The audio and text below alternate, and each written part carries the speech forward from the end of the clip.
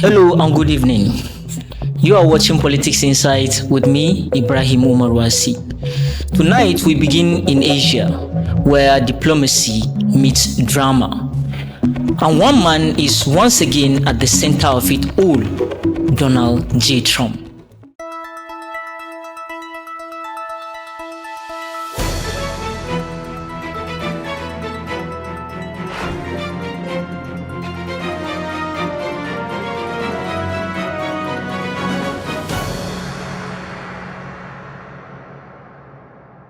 The 47th Asian Summit in Kuala Lumpur kicked off on a high note Sunday, as President Donald Trump touched down in Malaysia, greeted by traditional dancers and the nation's Prime Minister Anwar Ibrahim. In a moment both theatrical and symbolic, Trump joined the dancers with his signature moves, a gesture that drew applause, laughter, and of course the cameras. Beyond the color and calligraphy, this visit carries serious diplomatic weight. The US president's agenda included overseeing a Cambodian-Thailand ceasefire, advancing trade negotiations, and discussing regional economic security with Asian leaders.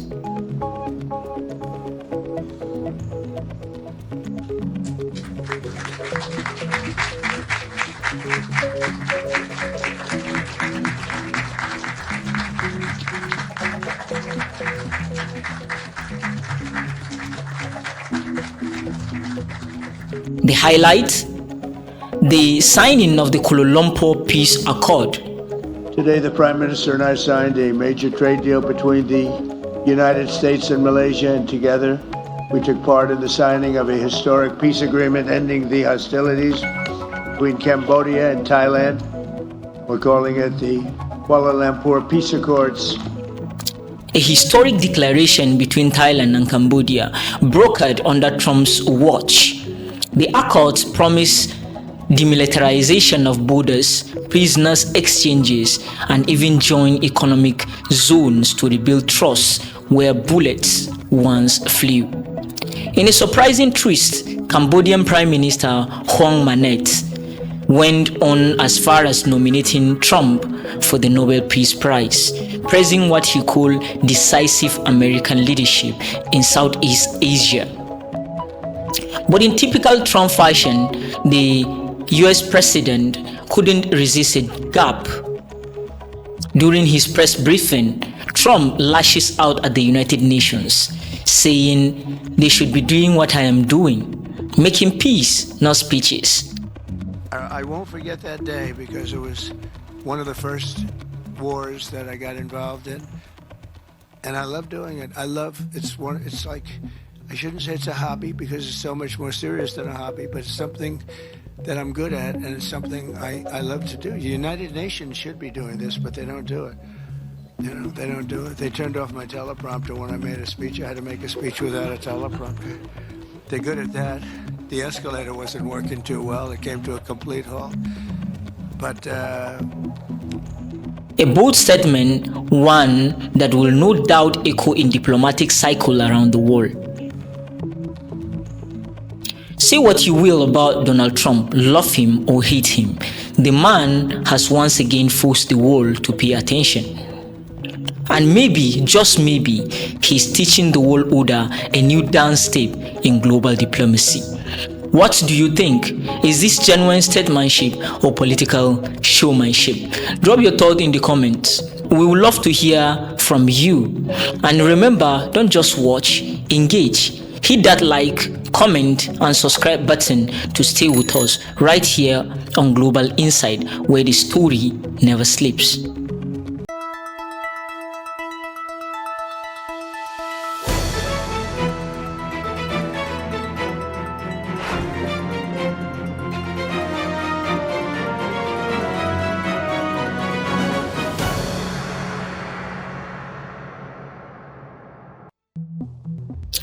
And from Malaysia, the American president's diplomatic dance moved northeast to Japan. But this time, the music changed, the rhythm, a mix of ambition, nostalgia, and risk. Aboard Air Force One, on Monday, President Donald Trump made yet another headline-grabbing move, this time not with a handshake, but with an invitation. Trump called on North Korean leader Kim Jong Un to meet him, saying he was ready to extend his 5-day Asian tour if Kim agreed. The overture recalls their earlier summit, the handshake in Singapore, the walk on Korean Republic moment that once hinted at a thaw in decades of hostility. But today, that warmth is chilled by recent missile tests and stealth nuclear talks. I haven't mentioned it, I haven't said anything, but I'd love to meet with him if he'd like to meet. I got along great with Kim Jong Un, I liked him, he liked me. If he wants to meet, I'll be in South Korea. Extend your trip in order to try to meet? Say it. To extend your trip in Asia in order to meet with him? Well, I hadn't thought of it, but I think the answer would be yeah, I'm not sure. It's our last stop, so it's pretty easy to do. Yeah, I would do it. US officials hinted that sanctions relief might be a bargaining chip, though Pyongyang remained silent. Meanwhile, South Korean officials are cautious, calling a near-term summit unlikely, citing logistical and agenda challenges. Yet, in a typical Trump twist, just minutes after saying he wouldn't meet McKinney, he declared, "I got along with Kim Jong Un. I like him, he like me. If he wants to meet, I'll be in South Korea." Once again, Trump played chess where others see checkers. The question is he reaching for peace or reaching for headlines? Either way, every move he makes keeps the world watching and guessing. What's your take? Is Trump rebuilding bridges or replaying old tricks? Let us know in the comment below. We read every thought you share. And if you haven't already, hit like, drop a comment, and subscribe to stay with us on Politics Inside. Here, we don't just tell the news, we decode the power behind it.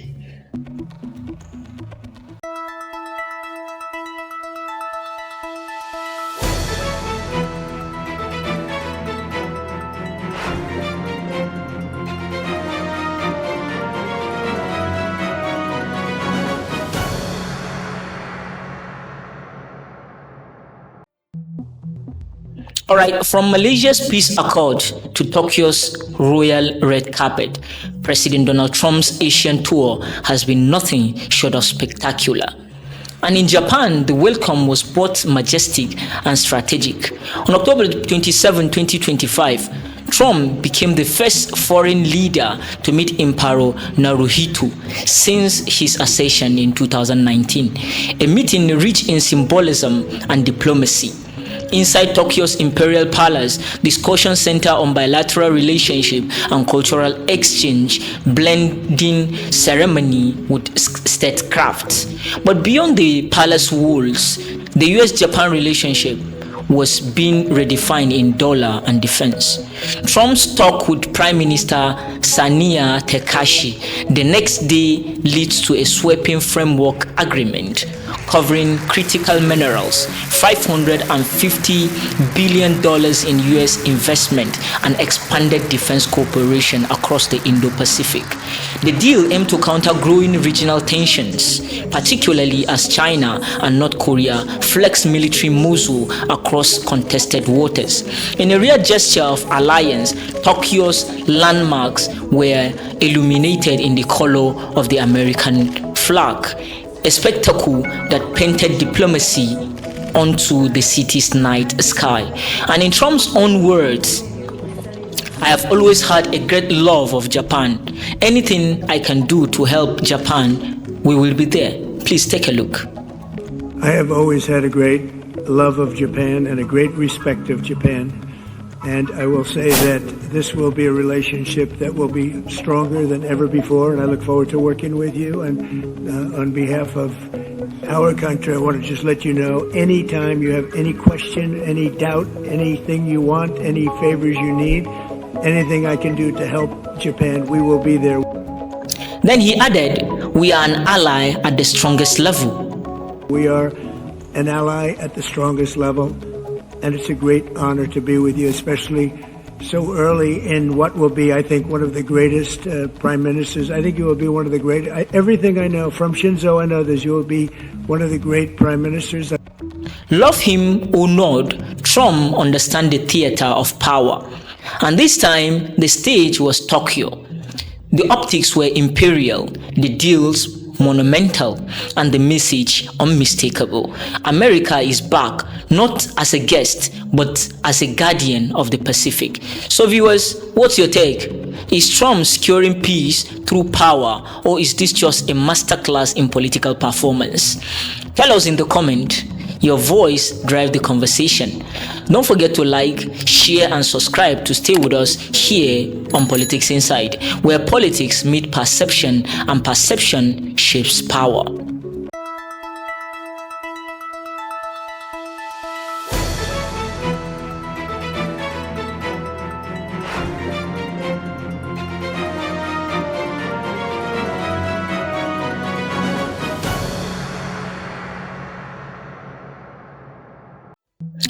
Welcome back. While President Trump makes wave across Eastern Asia, Russia is not staying quiet.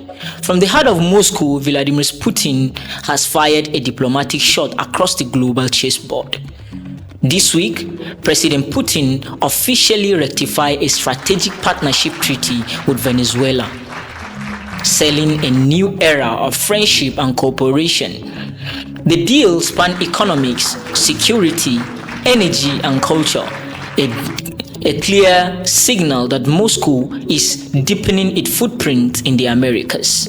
The treaty followed closely on the heel of another major move, the China-Russia Mutual Investment Protection Agreement, a Pact analysts say could reshape global trade alignment and strengthen the new Western economic bloc forming before our eyes. Analysts argue this is more than diplomacy.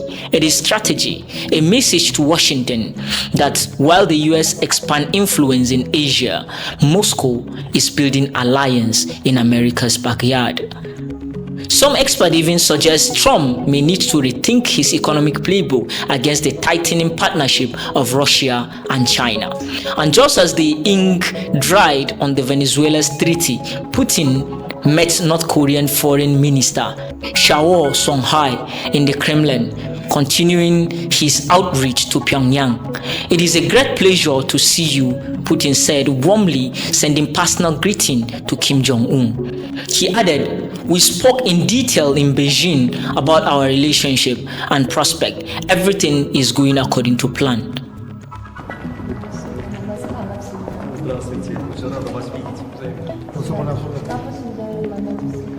Благодарна за то, что вы, несмотря на такую большую занятость, нашли время для нашей встречи. Большое удовольствие. Самое наилучшее. 제일 좋은 인사를 보내십시오. 국무위원장님.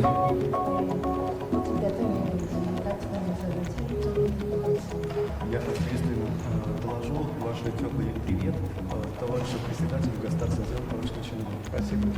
Если в Пекине поговорим подробно о наших отношениях, о перспективах развития. Все идет по плану. 우리 베이징에서 만나서 우리의 관계 발전에 대해서 자세한 이야기를 나누고 있습니다. 이제 다 계획대로 진행되고 있답니다. Я слышал, что у вас была такая теплая встреча с товарищем Путиным. Make no mistake, this isn't just diplomacy, it is geopolitical calligraphy. While Washington dances in Asia, Moscow is composing its own symphony of power in Latin America and the Far East. And tonight, one question lingers in every strategist's mind. Are we witnessing the rise of a new global triangle? Would Moscow, Beijing, and Pyongyang challenge America's rhythm? What's your take? Is Putin building partnership or preparing pressure points? Drop your thoughts in the comment because your perspective shaped the conversation. And don't forget to like, comment and subscribe to Politics Inside, where diplomacy meets drama and every headline tells a deeper story.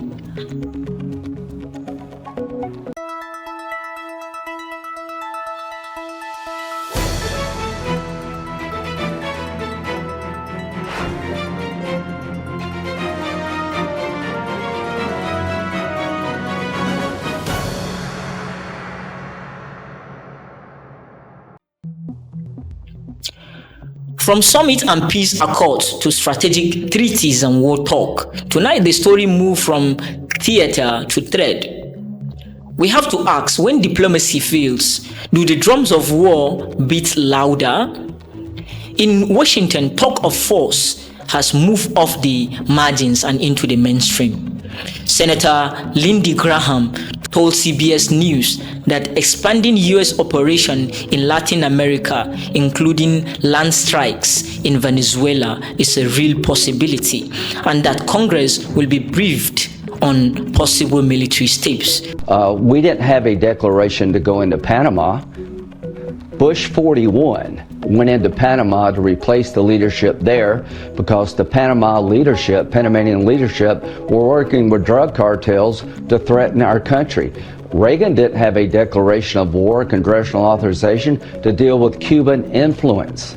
So this idea of Rand Paul, I just fundamentally disagree with. To the other senators, you deserve more information and you're going to get more information. But there is no requirement for Congress to declare war before the commander-in-chief can use force.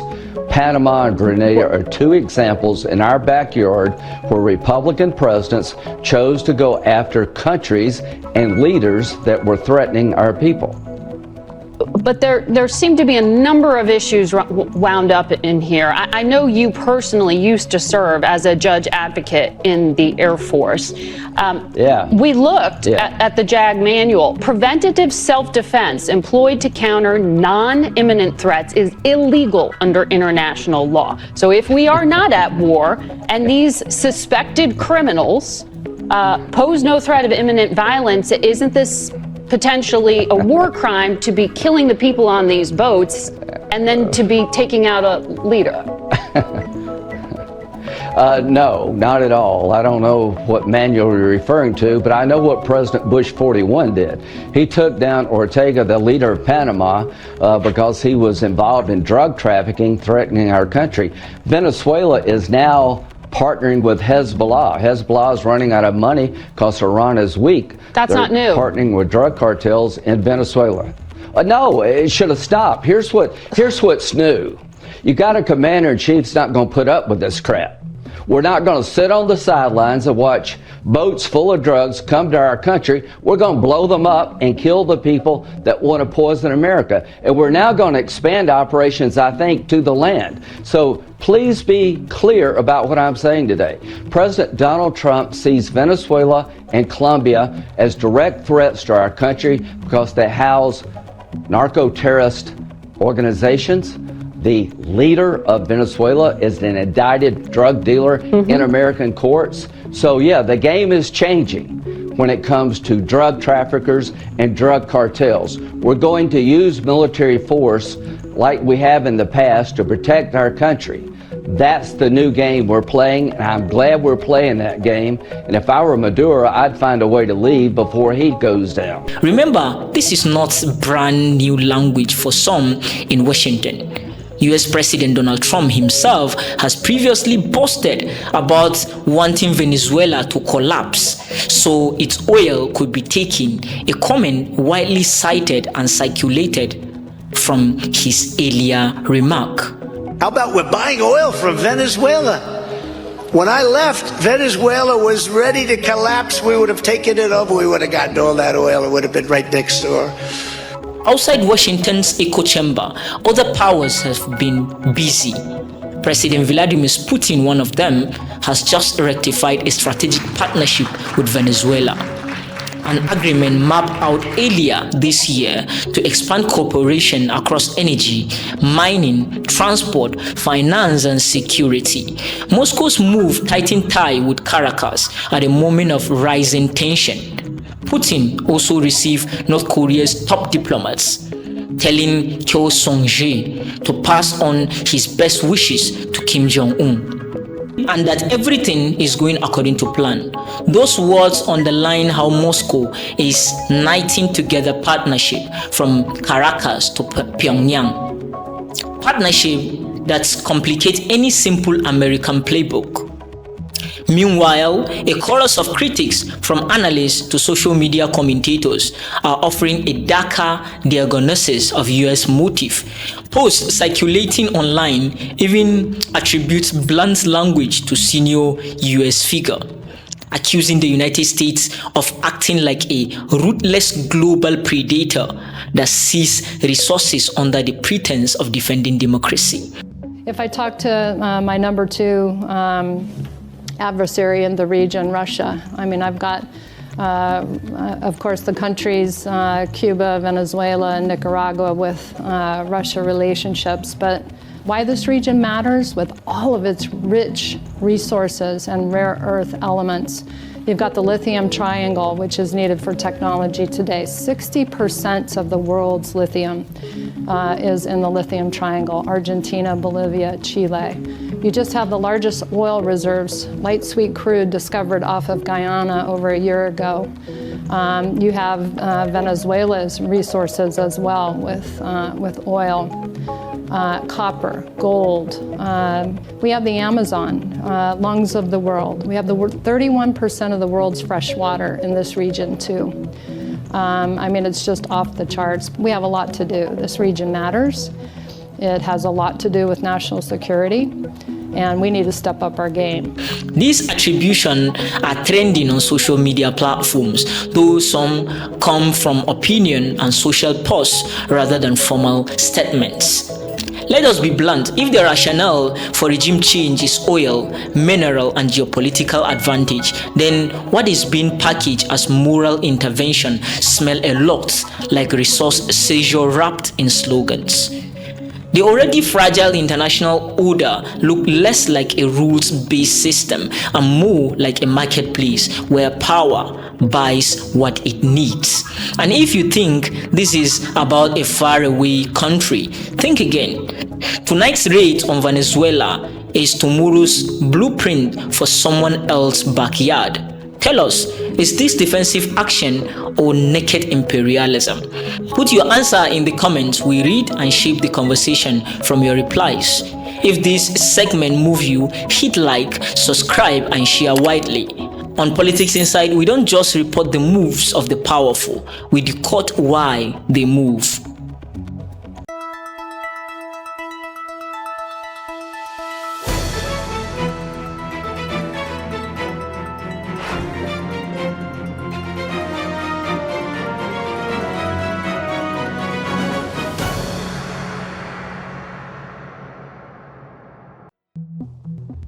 As Washington's diplomacy stretches from Asia to Latin America, the Middle East is once again trembling under the weight of its oldest wounds.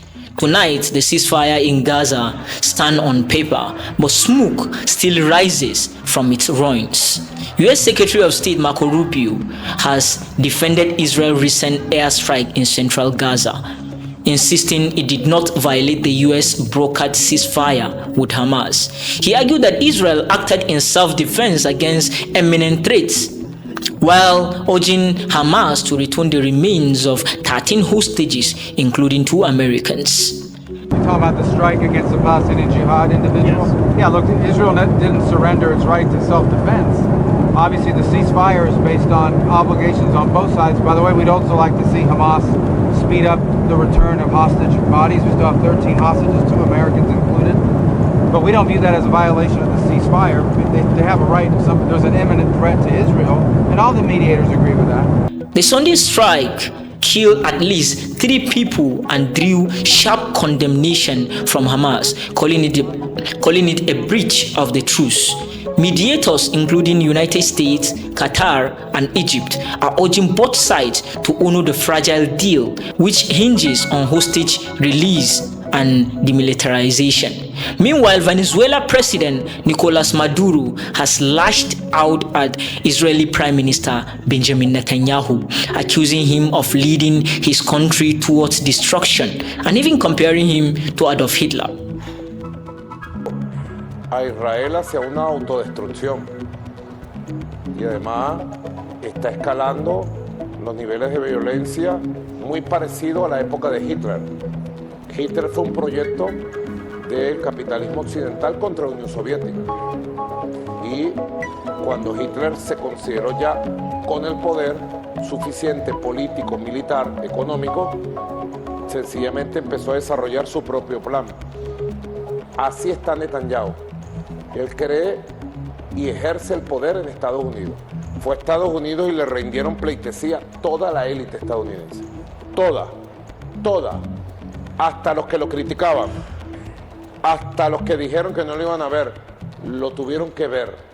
Y entonces él se fue de Estados Unidos con la carta blanca para bombardear Irán, el Líbano, bombardear a todo el Medio Oriente, a los pueblos árabes, a los pueblos musulmanes. Y ha creado una situación de altísima tensión. De hecho, allá se está esperando el arranque de lo que pudiera ser una guerra de mayor dimensión, que supere a la de Ucrania y que supere a la guerra, al genocidio de Gaza.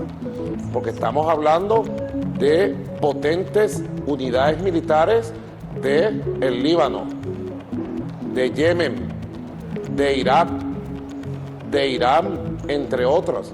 Así que Netanyahu está buscando incendiar todo el Medio Oriente con una guerra que uno sabe cómo puede empezar, pero uno sabe las derivaciones y el impacto que va a tener en medio de una economía estadounidense y occidental en recesión, en medio de una crisis económica de lo que fueron los factores principales de la economía mundial durante décadas.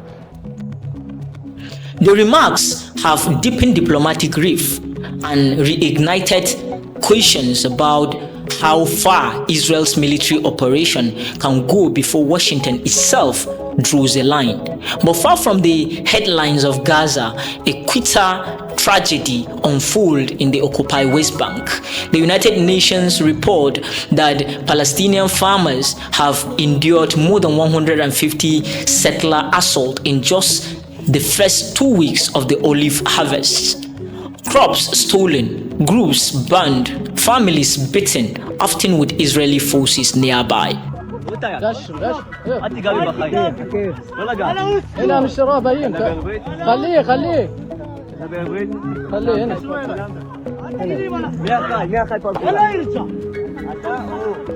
صوروا جميعكم صور زادر شي ابوها مشترى تري شي ابوها مشترى جنب شوية كلاب يلا خلاص ايوه هلتي دبيرتها يلا خلاص هلتي دبيرتها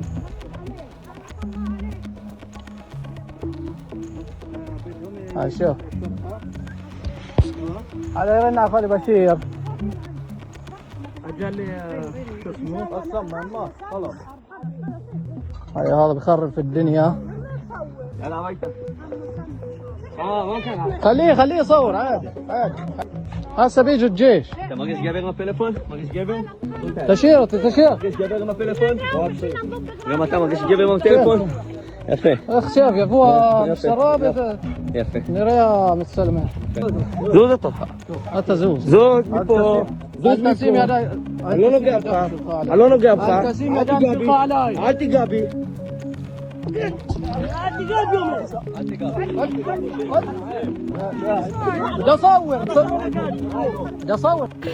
In villages like Tulkarim, Dair, Nizam and Baita, dozens have been injured and hundreds displaced. Since October last year, over 3,200 Palestinians have been forced from their homes amidst what human rights observers call a systemic campaign of dispossession. Washington says it has made its position clear. If Netanyahu moves to annex part of the West Bank continue, Israel risks losing US support. But critics say that warning rings hollow, pointing out that words of concern really translate into consequences. This comes when Vice President J.D. Vance attended Mass at Jerusalem Church of the Holy Sepulchre, the revered site of Jesus Christ's crucifixion and resurrection, where he prayed at the Edicule Shrine alongside Second Lady Usha Vance. He met with Prime Minister Benjamin Netanyahu to push the Trump administration Gaza peace plan post-ceasefire and criticized a Knesset resolution on West Bank annexation as a stupid political stunt that insults the US and undermines peace efforts. The visit, which omitted the West Bank wall, received acclaim from American Christian conservatives while sparking varied social media responses on faith and US policy. But the reality on ground, just last week, Israeli settlers, accompanied by soldiers and police dogs, stormed Olive Grove in Deir Nizam, attacking Palestinian families under the shield of army protection. احنا من 70 سنة ما شفناش هذا الشيء. 70 سنة ما شفناش هذا الشيء. أخذوا الرزق وأخذوا كل شيء. ما خلوناش شيء من مرة. خربوا بيتنا. ضربوا يحرقوا رجال. وزياد عن ذلك المطور هنا سلكوه. المطور ترمبة الرش سلكوه. حبسونا من الساعة 12 بالليل تروحنا. الساعة 12 بالليل تعرفنا نطلع. To many, this isn't spontaneous violence. It is policy by another name. When the oppressed bleed and the world looks away, silence becomes complicity. The question is no longer whether the US can influence Israel, but whether it wants to. Because every olive tree uprooted, every home demolished, and every promise ignored tells the same story. This is not about security, it is about supremacy. What's your view? Is Washington enabling injustice under the banner of diplomacy, or is it caught between allies and accountability? Drop your thought in the comment. We are reading everyone, and don't forget to like, share, and subscribe for more fearless analysis here on Politics Insight on Diaspora Digital Media, where the world's power games are unmasked, one story at a time.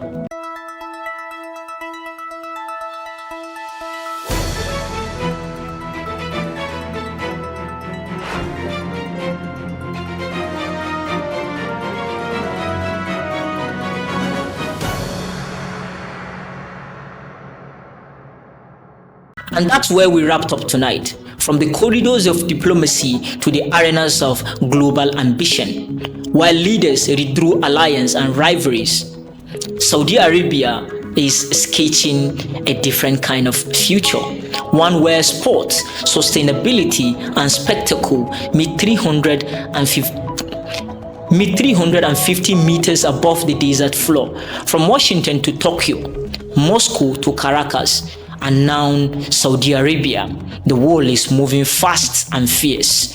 I am Ibrahim Umar Wase, reminding you, in the game of global politics, vision is the only true defense. Don't forget to like, comment, and subscribe to stay ahead of the headline. Good night.